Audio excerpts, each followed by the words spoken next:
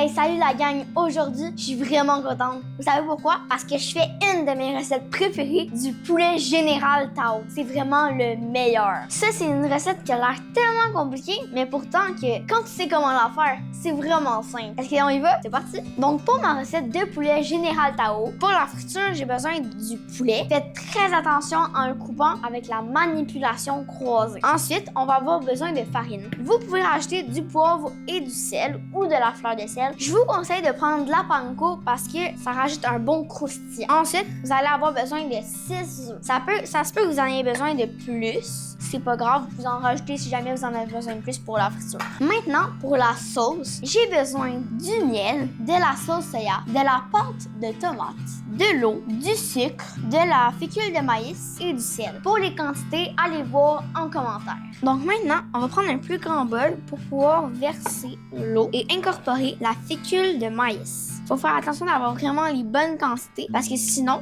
ça va faire un mélange non newtonien. C'est comme ça que ça s'appelle. On mélange. Vous êtes mieux mélanger avec un fouet. Si vous mélangez avec une cuillère, ça risque de créer des grumeaux. On va commencer par allumer notre feu à moyen bas. On va rajouter la sauce soya. On va mettre le miel. On met la pâte de tomate.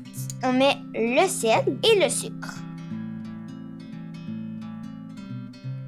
Maintenant que c'est tout bien mélangé, on laisse mijoter. On rajoute notre mélange eau et fécule. Si on ne met pas ce mélange-là, notre sauce va avoir de la misère à épaissir.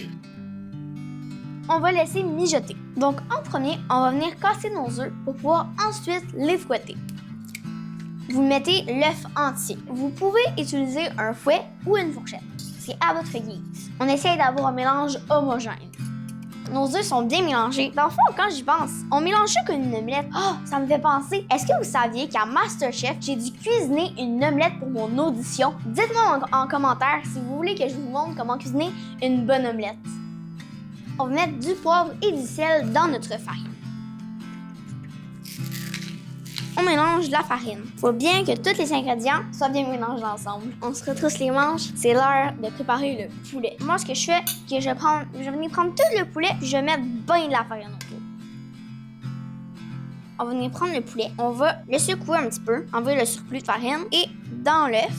Puis, on va venir le mettre dans la panko. C'est important de bien l'enrober. Puis, hop, un poulet de prêt. Donc moi, je vais aller faire frire le poulet dehors. C'est bon de la friture, mais c'est une odeur qui reste longtemps. Je préfère le faire dehors, comme ça l'odeur ne reste pas dans ma maison. Donc pour voir si mon huile est prête, je mets un petit morceau de panko. Là, c'est vraiment prêt. Donc on va commencer par venir prendre 2-3 morceaux de poulet et là, on le laisse frire. Donc maintenant que notre poulet est frit, c'est une très belle dorure. On va pouvoir venir m'en prendre et en mettre dans la sauce, petit peu par petit peu, pour incorporer à la sauce. Maintenant qu'il est prêt, on va passer à la présentation. Moi, j'utilise du riz blanc parce que je trouve ça que ça fait comme plus beau dans une assiette. Vous pouvez utiliser toutes sortes de riz avec plein de saveurs différentes. On va pouvoir rajouter la sauce. Donc, c'est important de se garder un petit peu de côté. Moi, je l'ai mis dans une bouteille pour pouvoir le verser comme ça. Si vous n'avez pas de bouteille comme ça, vous pouvez utiliser une cuillère. Ça va vraiment faire l'affaire. Ensuite, on va pouvoir racheter des fleurs comestibles que j'ai fait pousser, mais vous pouvez ne pas en mettre, c'est juste pour la beauté du repas. Donc là, on a mis notre poulet. C'est l'heure de démouler. Donc là, on va rajouter la sauce. Voilà. C'est pas grave si ça fait pas un super beau motif, là. Le but, c'est pas de faire une œuvre d'art. Quand on fait ça comme ça fait un petit peu de l'art abstrait. Comme ça, c'est une nouvelle œuvre d'art à chaque fois. Puis les invités, ils ont jamais la même assiette. Donc là, on va rajouter des petites fleurs comestibles. Ça existe des pinces pour les présentations, mais moi, je le fais à la main. Tadam!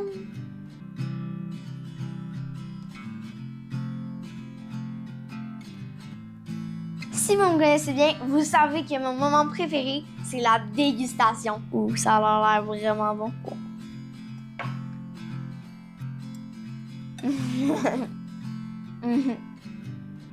Hey, wow, c'est vraiment bon. Ça, là, pour de vrai, regardez la vidéo, puis je vous conseille vraiment d'essayer. N'oubliez pas d'aller me suivre, de liker. Puis si vous avez des idées de recettes que vous voulez que je fasse, je vous montre comment faire, mettez-les dans les commentaires.